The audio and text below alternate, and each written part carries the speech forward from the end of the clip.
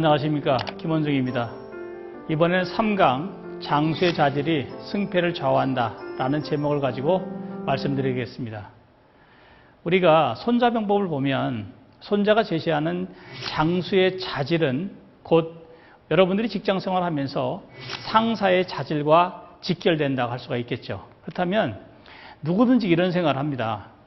과연 손자가 전쟁을 하던 그 당시 전차도 많았고 병력도 대단히 많았죠. 근데 그 많고 적음이 문제가 아니라 장수의 자질, 그러니까 뭐 포괄적으로 말하면 군주의 자질이라고 할 수도 있겠죠. 그것이 예를 들어서 보통 손자도 병법에서 10만 명 정도를 동원한다고 여러 군데 써놓고 있는데 10만 명이라는 거대한 병력을 동원하면서 그 병사들을 일사불란하게 움직이게 하기 위해서는 장수의 자질이 얼마나 중요한가를 분명히 보여주고 있죠. 그렇기 때문에 우리가 그 장수의 자질을 얘기하면서 장수는 정말 우리가 마치 신호등을 건널 때 빨간색이 있으면 멈추고 또 노란 불이 켜지면 생각을 해서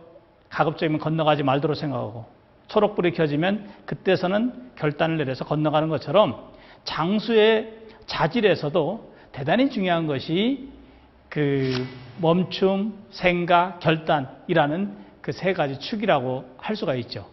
특히 이제 손자는 그 지형편에서 뭐라고 얘기하냐면 장수의 자질에서 5가지 위험한 그런 요소가 있는데 우리가 그것을 한마디로 요약을 한다면 이렇게 됩니다. 아마 직장인 여러분들 가끔 생활하면서 또 직장 생활하면서 객기 부리는 거를 생각하죠. 객기라는 말이 뭐예요? 굉장히 안 좋은 말이죠. 그 당시 그 분위기를 파악을 못하고 거기서 뭔가를 튀는 행동을 할 때 객기를 부린다라고 얘기를 합니다. 그래서 손자는 5가지 그 위험한 상황 또 경계해야 될 것을 5가지로 구분하고 있는데 첫 번째가 뭐냐면요. 장수가 죽음을 각오하면 죽을 수 있고 살기를 각오하면 사로잡힐 수 있고 분을 사귀지 못하면 모욕을 당할 수 있고 성품이 지나치게 깨끗해도 치욕을 당할 수 있고 또 백성들을 지나치게 사랑하면 번민하게 된다. 아마 이 5가지를 딱 읽으면 여러분들 무슨 생각이 들어갑니까? 옛날에 그 이순신 장군께서 생즉사, 사즉생, 즉 그 살려고 하면 죽을 것이요, 죽으려 하면 살 것이요라고 했는데 손자는 생각이 약간 달랐어요. 오히려 정반대죠. 장수는 절대 죽음을 각오해서는 안 된다는 거죠. 이 말은 뭐냐면 장수가 너무 지나치게 용맹하게 용감하게 돌진하다 보면 오히려 병사들을 죽음의 상황에 빠뜨릴 수 있고 또 때로는 내가 살기를 각오하고 하면 사로잡히게 된다. 또는 또 중요한 것이 분을 이기지 못하고 성급하게 장수가 또 이것도 또 돌진하다 보면 잘못하면 큰 모욕을 당할 수 있고 사로잡히게 된다든지. 그 다음에 백성들, 여기서 이제 백성들이라는 것은 뭐 포괄적으로 말하면 사줄들이죠. 너무 지나치게 사랑을 하면 장수는 번민에 빠지고 결단을 내려서 전쟁하는데 문제가 생길 수 있다. 따라서 장수는 냉철하게 행동을 하되 객기를 부리는 행동을 해서는 안 된다라고 얘기를 하고 있죠. 장수가 객기를 부리지 말아야 된다는 그것도 대단히 중요하고요. 또 하나의 문제는 뭐냐면 그 손자는 이런 얘기를 해요. 지형편에서 장수의 자질로서 때로는 병사들에게 자애롭게 대하고 또 때로는 엄격하게 대하라. 그러면서도 적당한 거리두기가 필요하다. 그러니까 예를 들어서 이런 겁니다. 한번 손자의 말 한번 읽어본다면 병조를 대하는 것은 마치 어린아이 대하듯 해야 하니 그들과 함께 깊은 계곡을 달려가기 때문이다. 병조를 대하는 것은 자식을 사랑하는 것처럼 해야 하는 것이다. 그들과 함께 죽을 수도 있기 때문이다. 그러나 병사들을 후하게만 대하면 다룰 수 없게 되고 아끼기만 하면 명령할 수 없게 된다. 어지러우면 다스릴 수 없으니 비유하건대 교만한 자식과 같아 아무 소용이 없다 라고 얘기하고 있어요. 그래서 특히 병조를 대할 때 어린아이처럼 대하듯 한다. 즉 말하자면 장수가 10만 대군을 거느리고 또 더 많은 대군을 거느리고 그 리더십을 발휘하기 위해서는 반드시 사술들과 함께 가야 되는데 그러기 위해서는 그들에게 따뜻하게 자애롭게 대하는 것은 1차적으로 필요하다라고 얘기하는 거죠. 그래서 하나의 예를 들어보면 그 옥이라는 장수가 있습니다. 옥이라는 장수, 춘추시대 때 옥이라는 장수가 있는데 옥이가 병사의 등창, 지금 말하자면 악성 종기를 빤 장면이 있어요. 그래서 우리가 이제 그 이야기를 한번 여기서 다루려고 하는데 이 옥이라는 사람에 대해서 제가 좀 말씀을 드리고 그 옥이가 그 병사의 악성 종기를 빨고 어떤 결과가 나왔는가라는 부분을 한번 생각해 보자고요. 옥이는 사실은 대단히 재밌는 사람이에요. 옥이가 어떤 사람이냐면 그 사마천의 사기 손자 옥이열전에 보면 이런 내용이 있어요. 그 옥이가 어느 날 아버지의 그 사업을 이어받았죠. 이어받아서 그 사업을 하다가 망했습니다. 그랬더니 마을 사람들이 다 옥이를 욕해요. 그러니까 옥이가 한밤중에 마을 사람 30명을 다 칼로 베어 죽입니다.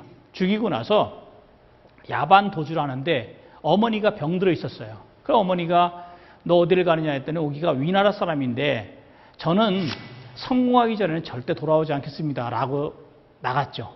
그러면서 누구한테 배웠냐면 공자의 제자인 증자한테 가서 배웁니다. 증자. 그랬더니 얼마 뒤에 옥이의 어머니가 돌아가셨다는 부고장이 날라온 거예요. 그런데 옥이가 내가 딱 보니까 자신을 바라보니까 성공하지 못했잖아요. 공부하는 학생에 불과하잖아요. 그랬더니 어머니 장례식장에도 가지 않아요. 그랬더니 증자가 옥이의 그 불효를 보고 아니 어머니가 돌아가셨는데 장례식장에도 안 가는 놈이 무슨 내 제자냐 하면서 옥이를 내팽개칩니다. 그랬더니 옥이가 이까짓 거 육아의 학문을 배워서 뭐하냐 그러면서 그거 그만두고 병가를 배우죠. 그때부터 이제 병법을 배우고 칼 쓰는 법을 배웁니다. 그러고 나서 옥이가 노나라 군주를 찾아가요. 이제 다 배우고 나서. 그랬더니 노나라 군주가 그때 장수를 모집하고 있었는데 면접 시험을 다 통과됐단 말이에요. 근데 통과될 무렵에 그 노나라는 작은 나라고 그 옆에 있는 그 제나라 있죠. 산동성 그 제나라 큰 나라인데 노나라는 항상 제나라의 그 침략에 시달렸거든요. 근데 마침 옥이의 아내가 제나라 사람인 거예요. 그랬더니 옆에 있는 신하들이 수군댑니다. 아니 옥이의 아내가 제나라 사람인데 제대로 전쟁을 하겠습니까? 즉 옥이의 그 처갓집이 제나라라고 하는 거 아니에요. 그랬더니 옥이가 집에 가가지고 아내를 칼로 죽입니다. 그러고 나서 장수가 됐어요. 근데 그러고 나서 옥이가 무려 노나라의 장수가 돼서 제나라를 3번 전쟁을 해서 3번 다 이깁니다. 그랬더니 얼마나 노나라 군주가 기분이 좋겠어요. 그랬더니 노나라 군주가 얘기를 하죠.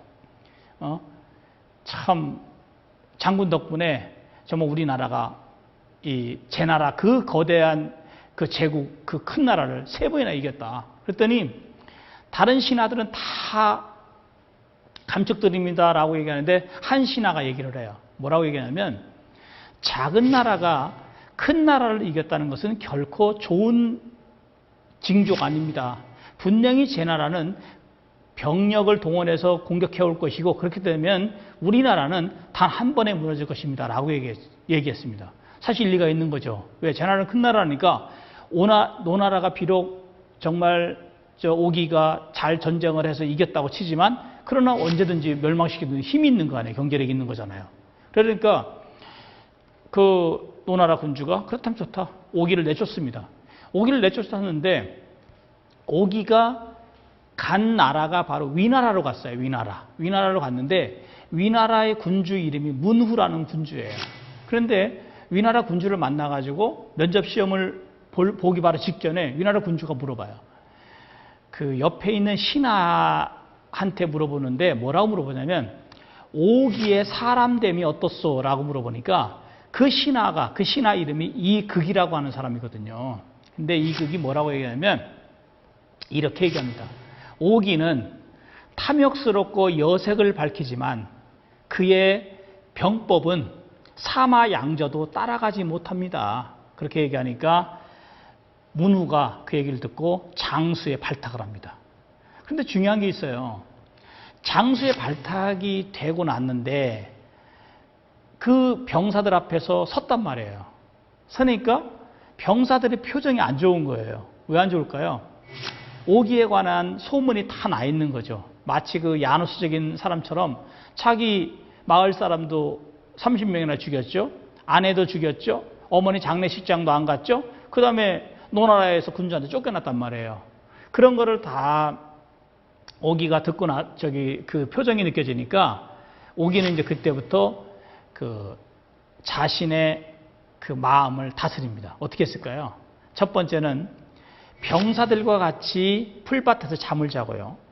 병사들과 같이 식판을 들고 직접 같이 똑같은 음식을 먹었고, 병사들과 같이 군장을 메고 행군도 말을 타거나 옆에 있는 종자를 거느리지 않고 직접 같이 했어요.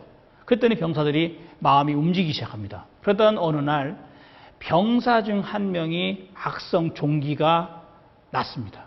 그랬더니 군의관이 그 종기를 빨아내야 되는데 직접 하려고 했더니 오기가 군의관을 밀치고 자기가 직접 그 종기를 빨아요. 그랬더니 어떤 현상이 일어날까요? 그 병사뿐만 아니라 나머지 다른 모든 사졸들이 그 오기의 그 마음에 감동합니다. 즉 마치 손자가 얘기한 것처럼 병사를 대할 때 어린아이처럼 대하라. 그리고 그 병사들을 자애롭게 대해야 된다라는 것에 그 말처럼 감동하죠. 어떤 일이 벌어질까요? 그때부터는 모든 병사들이 그동안에 자기들이 가졌던 오기에 대한 그릇된 선입견임을 알고 전쟁터 가서 싸워서 사마천은 오기가 무려 76번 전쟁을 해서 64번의 완승을 거뒀다고 기록을 하고 있죠. 그만큼 오기는 불세출의 그 명장으로 탄생하고 있는 겁니다. 그렇다면 우리가 생각해 볼 때 그런 거죠. 단순하게 오기가 병사의 악성 그 종기를 빤 행위는 어찌 보면 대단히 단순해 보이죠. 그러나 병사들은 그러한 장수의 마음에 대해서 감동하게 되고 그 마음이 사기 진작으로 엮어진다는 거죠. 그렇기 때문에 우리가 한번 생각해 보자고요. 여러분들이 직장에서 아마 제 지금 강의를 듣는 여러분들은 직장에서 높은 자리에 있는 건 낮은 자리에 있건 어쨌든 내 밑에 아랫사람들이 분명히 존재할 것입니다. 그러면 내가 아랫사람을 어떻게 이끌 것인가, 또 상사의 자질은 분명히 어떠한 부분에서 이루어질 것인가 라는 것은 대단히 중요한 직장 생활의 포인트가 되죠. 왜 그러냐면 어떤 개별 프로젝트를 하든 또는 나아가 부하 직원들을 잘 이끌어나가기 위해서는 그들에게 감동을 주고 그들이 내 자신의 리더십을 믿고 따라올 수 있는 그런 것이 필요한데, 가장 중요한 자질은 뭐냐면 그들을 사랑하고 아끼는 마음이고 또 내 자신을 희생해서 그들의 어떤 동기를 이끌어낸다는 거죠. 마치 오기가 악성 종기를 빠는 그 행위를 쉽게 할 것 같지만 그거 쉽지 않습니다. 만약에 내가 장군인데 내가 왜 저런 하찮은 병사의 종기를 빨아야 돼? 내가 감염될 거나 어떻게 잘못될 수도 있는데 라는 생각을 가졌다면 분명히 불가능하겠죠. 그러나 그런 것을 분명히 알면서도 이겨낸 오기의 자질은 요즘처럼 요즘처럼 때로는 뭐 갑질 문화라고도 얘기를 하죠. 상사라고 그래서 또는 윗사람이라고 해서 아랫사람에게 함부로 대해서는 그 조직을 또는 그 아랫사람을 다룰 수가 없다는 거죠. 따라서 우리가 사람을 어떻게 다루냐, 이 문제는 내가 어떤 사고를 갖고 어떤 행동을 보여주는가가 바로 아랫사람을 감동시킬 수 있는 대단히 중요한 이유가 된다라는 것입니다. 특히 우리가 감정 조절을 해야 되겠죠. 그러나 물론 이제 하나의 지점은 생각해 볼 수 있어요. 오기처럼 그러한 그 행동 몇 가지 우리로서 상식적으로 이해할 수 없는 그런 행동을 한 것이 과연 진심으로 부하를 사랑해서 그랬을까요? 물론 그건 아닐 겁니다. 그러나 중요한 게 있죠. 상사는, 윗사람은, 또 직장에서 여러분들이 리더라고 한다면 과감하게 때로는 자신의 감정을 숨기고 처신하는 그러한 면모도 있어야 된다. 왜? 보통 순진함, 순수함 등의 선악의 논리로 풀지 못하는 그 점이 있는데 때로는 야누스적인 모습을 갖고 있고 있어야 되는 것이 상사의 슬픔이자 의무이기 때문에 우리가 한번 생각해 볼 여지는 충분합니다. 감사합니다.